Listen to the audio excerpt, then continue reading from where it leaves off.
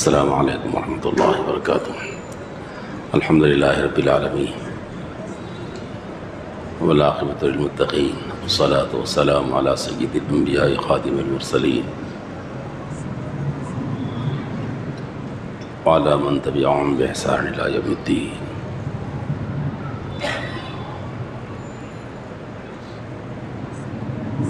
قال اللہ عز وجل اعوذ باللہ من الشیطان الرجیم بسم اللہ الرحمن الرحیم نحن نقص علیک نبأهم بالحق انہم فتیۃ آمنوا بربہم وزدناہم ھدی آمنت باللہ صدق اللہ العظیم۔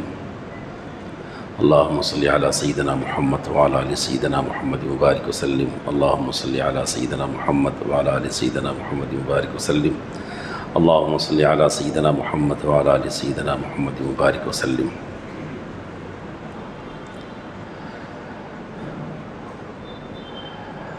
اللہ پاک نے ارشاد فرمایا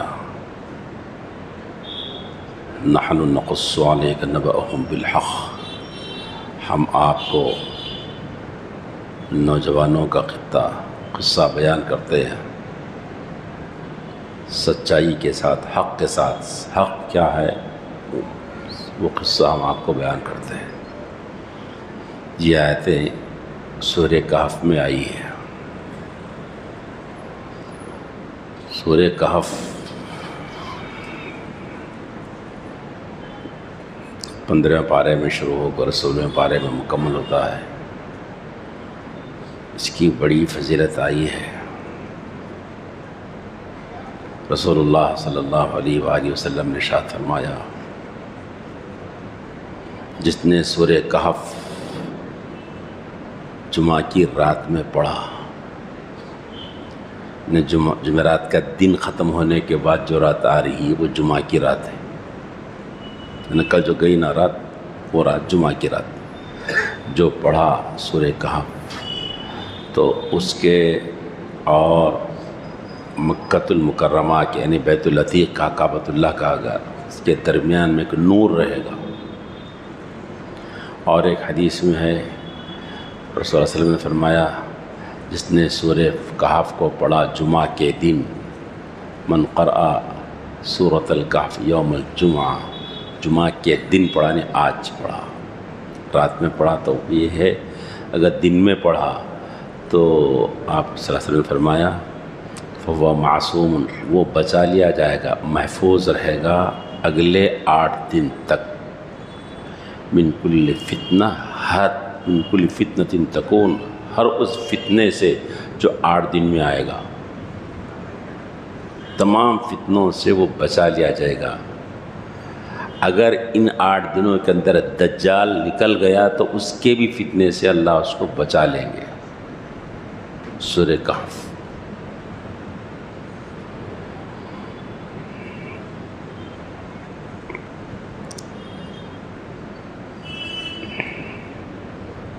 اور ایک حدیث میں آیا رسول اللہ نے فرمایا جس نے سورہ کہف کی شروع کی 10 آیتوں کو یاد کر لیا اللہ اس کو دجال کی فتنوں سے بچا لیں گے۔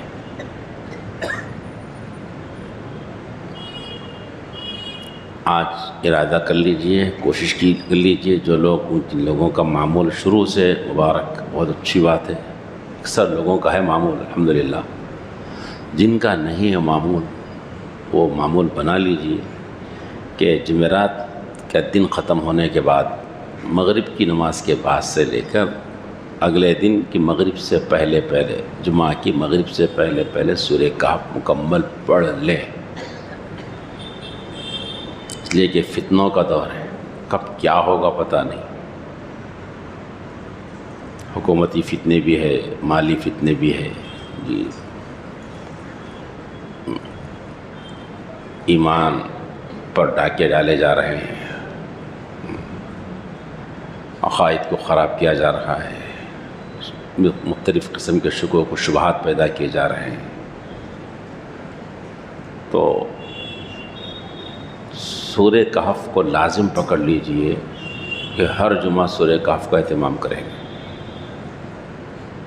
فتنوں سے محفوظ ہونے کا بہت بہترین نبوی نسخہ ہے صلی اللہ علیہ وسلم۔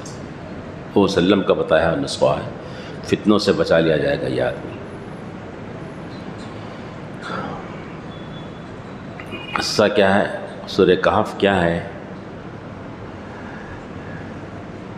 جب حضور صلی اللہ علیہ وسلم نے اسلام کا آغاز کیا، دعوت پھیلانا شروع کیا، لوگوں میں گڑبڑ شروع ہو گئی، بے چینی شروع ہو گئی کفار و مشرکین درمیان میں۔ حقیقت کو جاننے کے لیے انہوں نے کچھ دو افراد کو علماء یہود کے پاس بھیجایا کہ بھئی ان کے بارے میں تحقیق کر کے آؤ کہ ہے کیا ہے، انہوں جو بول رہے ہیں، کر رہے ہیں، کلمہ بول رہے ہیں، ایک اللہ بول رہے ہیں، دین بول رہے ہیں، یہ ہے کیا قصہ؟ کس کے پاس بھیجا؟ معلومات کرنے کے لیے یہود کے علماء کے پاس بھیجائے۔ دیکھو ان کے پاس بھی ایک چیز تھی کہ کچھ مسئلہ آ جائے تو علماء سے رجوع کریں، عالم دین سے رجوع کریں، سوشل میڈیا پہ نیٹ پہ سرچ کریں ایسا نہیں ہے، علماء سے رجوع کریں۔ بہت محفوظ طریقہ ہے، مؤثر طریقہ ہے کہ کوئی مسئلہ ہمارے گھر میں، ہمارے دل میں کوئی پیش آ جائے تو علماء سے مسئلہ پوچھنے میں دین میں اس کی کیا رہنمائی ہے، بس ختم، جو بولے اس پر عمل کر لیجیے۔ تو علماء یہود نے سن کر کہا کہ دیکھو ہم 3 سوالات کرتے ہیں، وہ سوالات ان سے پوچھ لو، اگر جوابات دے دیے نا یس وہ نبی ہیں، اگر نہیں وہ جواب دیے تو بھی ایسے ہی باتیں بنانے والے ہیں بادشاہ ہیں۔ 3 باتیں بول کر بھیجے۔ ان میں سے ایک بات یہ تھی کہ مشرق سے مغرب تک سفر کس نے کیا ہے، پوری دنیا کی خاک کس نے چھانی ہے، وہ کون لوگ ہیں وہ لوگ۔ ایک سوال یہ تھا کہ روح کیا ہے، اس کے بارے میں ان سے پوچھو، روح کیا ہے پوچھو۔ اور ایک سوال یہ کرو ان سے کہ وہ کون لوگ تھے زمانے میں نکلے ہوئے جو اپنے گاؤں کو، اپنے وطن کو بادشاہ وقت سے منہ موڑ کر نکل گئے اور انہوں نے جا کر غاروں میں پناہ لے لی، وہ کون لوگ تھے، وہ کیا ہے، قصہ کیا ہے اس کا، یہ 3 چیزیں پوچھو۔ اس کا جواب دے دیے نہ ہو تو بھی سمجھو واقعی نبی ہے وہ صلی اللہ علیہ وسلم، نہیں دیے تو پھر گڑبڑ ہے، بات صحیح نہیں ہے۔ 3 سوالات دے کے بھیجے۔ وہ لوگ آئے، اپنے لوگوں سے پکائے، بڑی زبردست بات لایا، چلو پوچھیں گے، وہ وسلم پس آ گئے، سوالات کریں۔ یہ 3 سوالات ڈالے۔ وسلم نے فرمایا کہ میں کل جواب دوں گا، میں کل اس سلسلے میں بتا دوں گا آپ کو۔ بس نے آپ صلی اللہ علیہ وسلم کو یہ تھا کہ وہی آئے گی، اللہ کی طرف سے مجھے اطلاع ملے گی تو میں کہوں گا، بس میں کل بتاؤں گا، بات ہوگی۔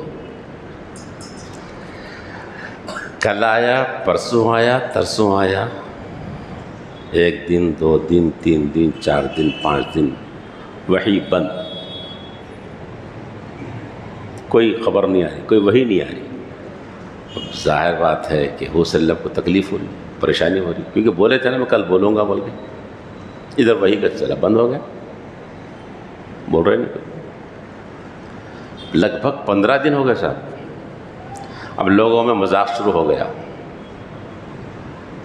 تو کیونکہ لوگ بولے تھے نا کہ جواب دیے تو صحیح ہے، نہیں تو پھر گڑبڑ ہے، مذاق شروع ہو گیا، وہ وسلم پریشان ہو گئے۔ 15 دن کے بعد جبرائیل امین وحی لے کر آئے۔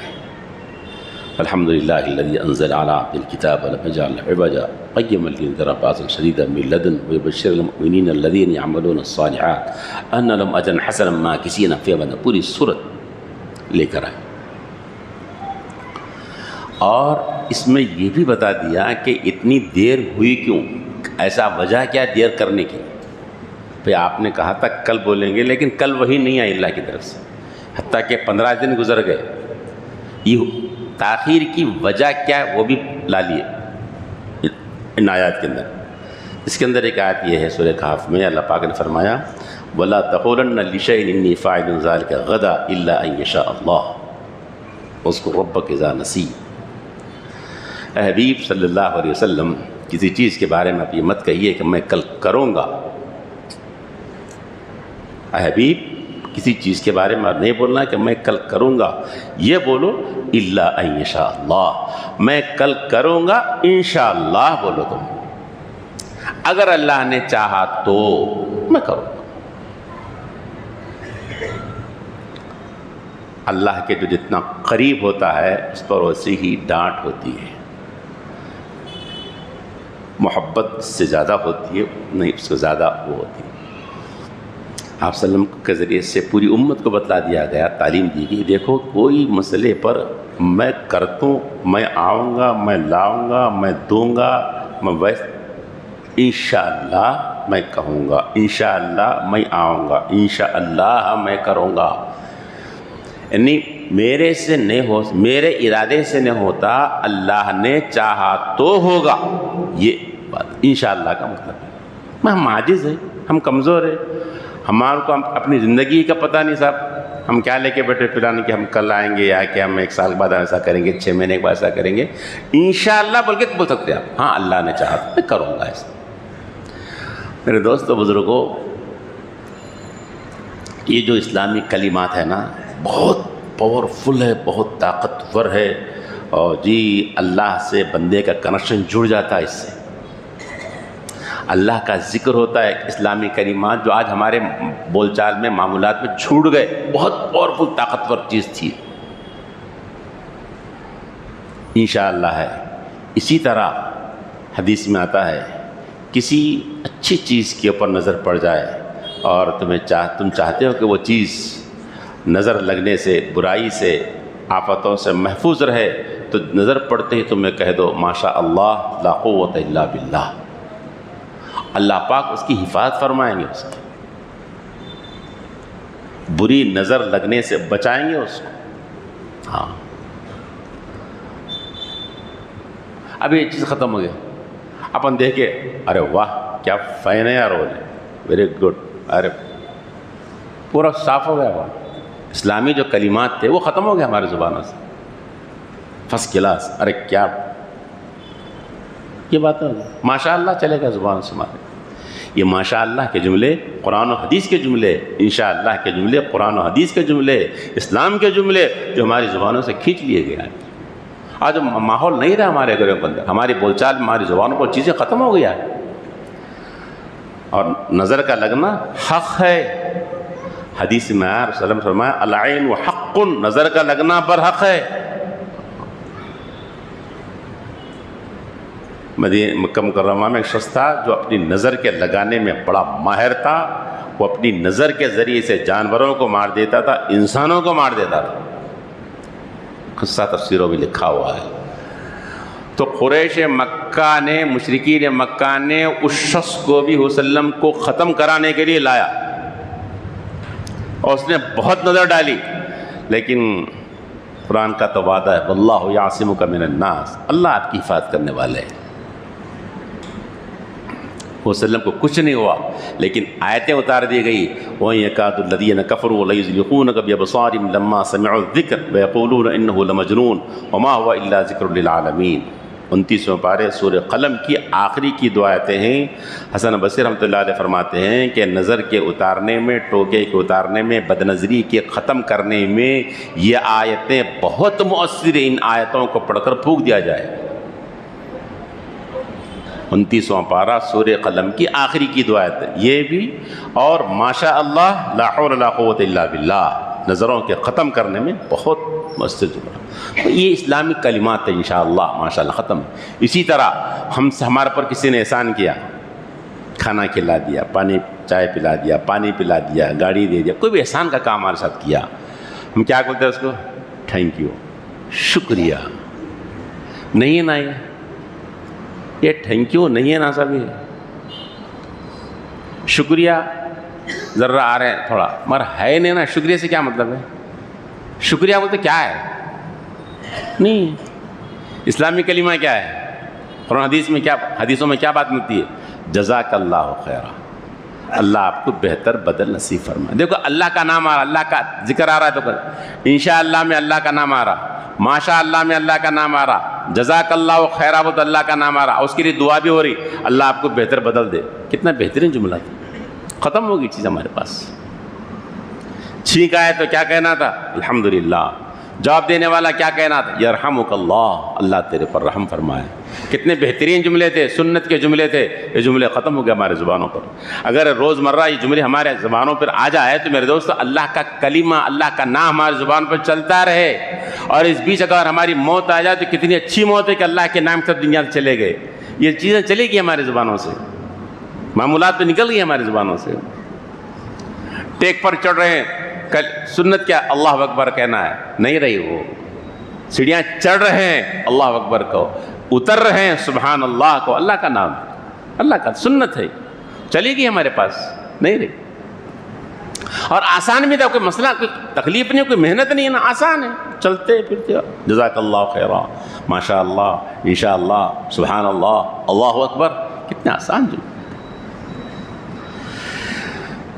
اسی طرح کسی کام کی ابتدا کر رہے ہیں آپ تو بسم اللہ کہنا، بسم اللہ سے کام کی ابتدا کرو، مختصر اللہ کا نام ہے، اللہ کے نام سے شروع کرتا ہوں۔ قرآن شریف پڑھتے خود ہی بسم اللہ پڑھنا ایسا نہیں ہے نا، وہاں تو پڑھنا ہے، لیکن کوئی کام شروع کر رہے ہیں آپ، بسم اللہ پڑھیے۔ بہت بڑی برکت ہے ان ناموں میں، اللہ کے اس نام میں۔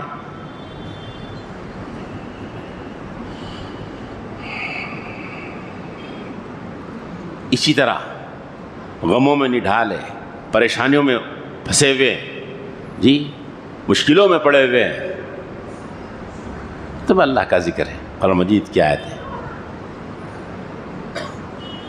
حضرت یونس مچھلی کے پیٹ میں گیا علیہ السلام، قوم کے ستائے ہوئے، جی اپنی بستی سے دور، سمندر کی تہ میں جا چکے، مچھلی کے پیٹ میں جا چکے، انہیں غموں کا پہاڑ ٹوٹا ہوا ہے، مشکلوں میں پھنسے ہوئے ہیں، کیا پڑھا آپ نے؟ لا الہ الا انت سبحانک انی کنت من الظالمین۔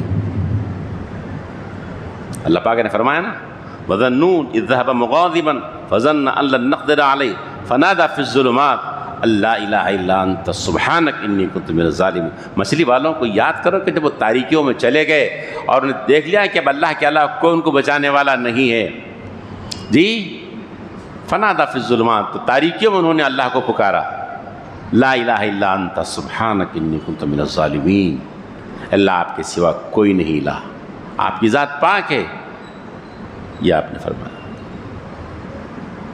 کیا ہوا؟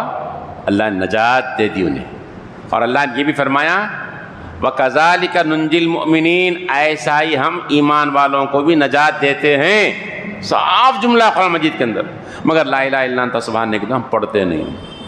ارے دوستو، اسلامی کلمے ہیں، اسلام قرآن مجید کی آیتیں ہیں، پڑھو اس کو، یہ زبان پہ چلاؤ آپ اس کو، آپ اس کی برکتوں کو دیکھو اپنے زندگی کے اندر، آپ یہ اللہ کے کلمے ہیں، اللہ کے نام ہے، آپ آزمو اس کو۔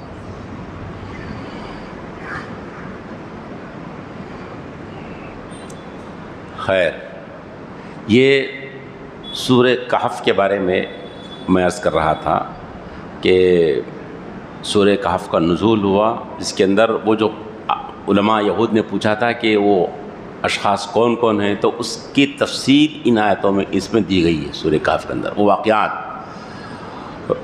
کہ غار میں پناہ لینے والے کون ہیں، تفصیل آئی ہے۔ اللہ پاک نے فرمایا ہم ان کا قصہ آپ کو بیان کرتے ہیں، بولتے ہیں ہم آپ کو، سنو آپ حق کے ساتھ۔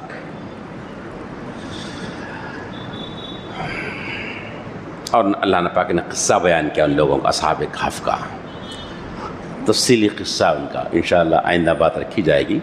اب فی الحال اس بات کو ذہن میں رکھیے آپ کہ سورہ کہف کو اہتمام سے پڑھیے، وقت کی اہم ترین ضرورت ہے۔ آپ آئندہ سنیں گے انشاءاللہ کہ یہ بادشاہ کے وقت کے حکمرانوں کے فتنوں میں آ چکے تھے، یہ لوگ پریشان ہو چکے تھے، دین و ایمان ان کا ڈگمگا رہا تھا، ایمان چھوٹنے کا مسئلہ تھا ان لوگوں کا، ہاں، مگر یہ لوگ جمے رہے، اللہ نے جما دیا ان کو۔ قصہ اس کے اندر بیان کیا گیا، اللہ کے رسول صلی اللہ علیہ وسلم فرمایا جو بھی پڑھے گا سورہ کہف، اللہ اس کو اگلے 8 دن تک ہر اس فتنے سے جو واقع ہوگا اللہ اس کو بچائے رکھیں گے، اور اس بیچ اگر دجال بھی نکل جائے تو بھی اللہ اس کو دجال کی فتنے سے بچا لیں گے۔ مختصر سا 15-20 منٹ کا ٹائم لگے گا آپ کو، بس سورہ کہف کو لازم پکڑ لیجیے آپ نے، اور اپنے گھروں میں بھی دوست احباب کو پکڑ لیجیے، بتائیے آپ کہ سورہ کہف کا اہتمام کرو۔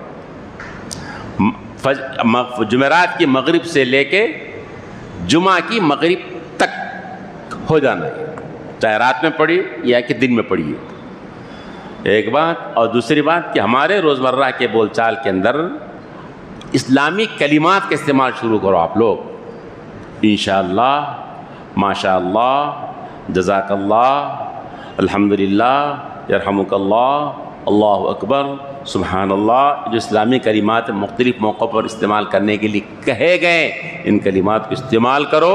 اس کا فائدہ دیکھو کہ اللہ کی طاقت کے ساتھ ہم جڑے رہیں گے۔